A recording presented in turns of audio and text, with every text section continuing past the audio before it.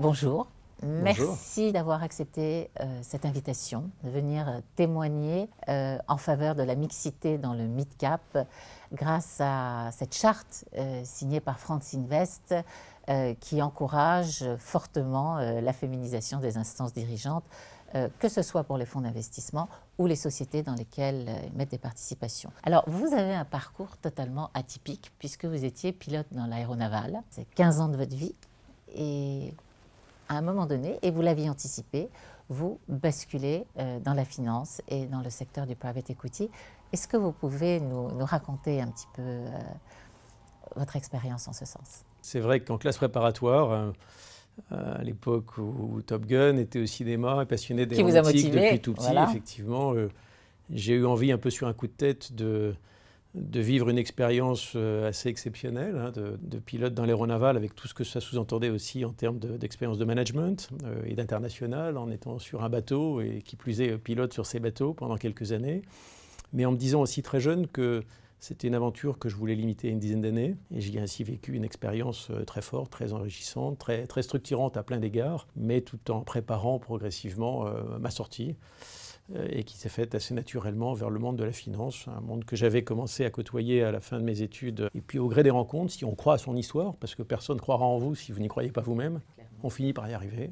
Et la preuve, c'est possible. Donc vous vous retrouvez chez Ardian. AXA Private Equity à l'époque, qui est devenu Ardian, effectivement.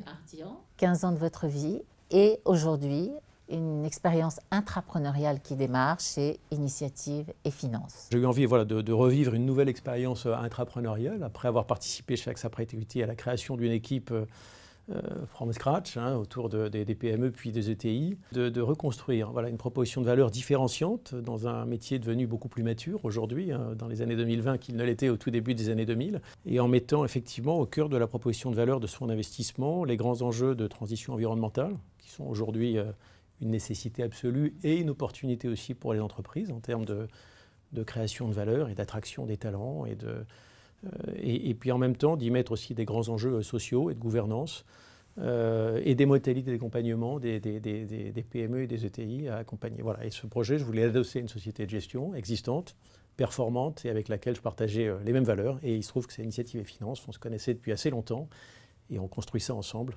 depuis maintenant un peu plus d'1 an. Baudouin, on se connaît depuis longtemps. Je connais votre engagement sincère en faveur de la parité. Vous êtes un des rares investisseurs à exprimer le fait qu'il n'est pas si difficile que ça de trouver des femmes partners. Vous recevez beaucoup de candidatures spontanées.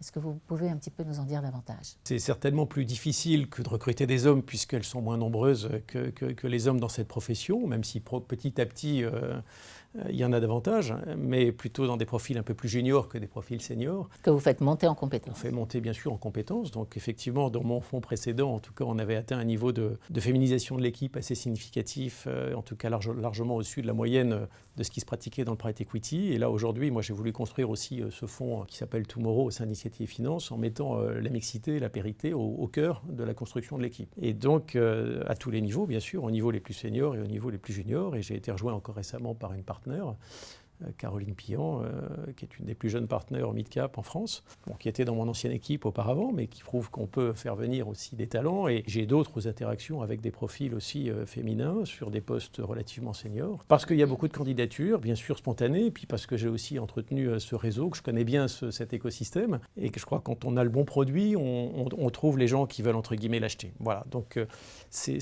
oui, c'est un peu plus compliqué. Mais c'est loin d'être impossible et pour ça, il faut avoir la bonne proposition de valeur et quelque chose qui matche les attentes des deux côtés. Voilà. Comment se fait-il que vous avez embauché dans le secteur de l'investissement, du private equity, autant de femmes? Vous étiez un peu en avance sur votre époque.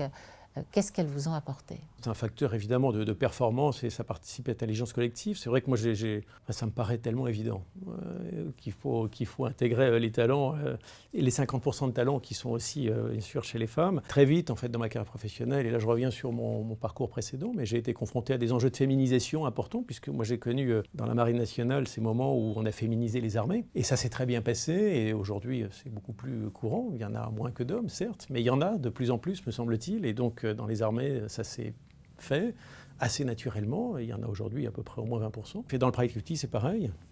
très tôt. Enfin, j'ai trouvé qu'il était naturel de féminiser nos équipes parce que c'est de la richesse dans les prises de décision. Et dans notre métier, on est soumis à des contextes où il faut décider vite sur des sujets complexes et rassembler des sensibilités et des formes d'intelligence différentes. C'est devenu essentiel, évidemment, pour prendre les bonnes décisions. Donc je l'ai fait auparavant, je continue à le faire dans nos équipes. Et même au-delà de ça, chez Initiative et Finance, c'est au cœur de nos valeurs. Voilà, dans les grands sujets ESG dont on s'est emparé, on a retenu 3 principales causes sur lesquelles on va s'engager au niveau de la société de gestion beaucoup plus fort. La mixité au sein d'Initiative et Finance, la mixité et dans les équipes d'investissement en particulier. Et aujourd'hui, il y a 30% de femmes dans nos équipes de gestion, ce qui est supérieur à la moyenne du marché, et on va encore accélérer. Et puis la mixité dans nos participations aussi. Et donc, quels conseils vous pourriez donner à vos confrères qui ne sont peut-être pas aussi convaincus que vous de la facilité avec laquelle on peut féminiser les équipes à haut niveau en private equity? Bon, encore une fois, je ne voudrais pas dire que c'est facile, mais si on veut, on peut. Si on n'arrive pas à les recruter, c'est qu'elles ne veulent pas venir. Et il faut d'abord se poser la question, pourquoi? Est-ce que c'est un sujet de mode d'organisation, de fonctionnement, de positionnement, bref. Je ne sais pas, mais quand on veut, on peut, mais il faut se poser, voilà, il y a un vrai travail préliminaire pour d'abord essayer de comprendre comment faire en sorte que des femmes veulent bien rejoindre cette aventure. Et enfin, pour conclure, Baudouin, qu'est-ce que vous pourriez donner comme information aux femmes qui nous écoutent, qui hésitent encore sans doute à intégrer ce secteur du private equity par méconnaissance? Peut-être que vous pourriez un petit peu, en quelques mots, évangéliser la fonction. On a besoin d'elles, donc j'espère qu'elles viendront. C'est un métier formidable de proximité des entreprises. On a besoin de leurs intelligences, de leur énergie, de leur façon de réfléchir pour, je dirais, à l'image des entreprises qu'on souhaite accompagner, avoir des équipes les plus mixtes possibles. Dans les entreprises comme dans le fonds de private equity, enfin, les équipes qui ne se féminiseront pas n'ont pas de futur. Ça sera le mot de la fin. Merci Baudouin et bonne chance pour cette nouvelle expérience chez Initiative et Finance que vous entreprenez.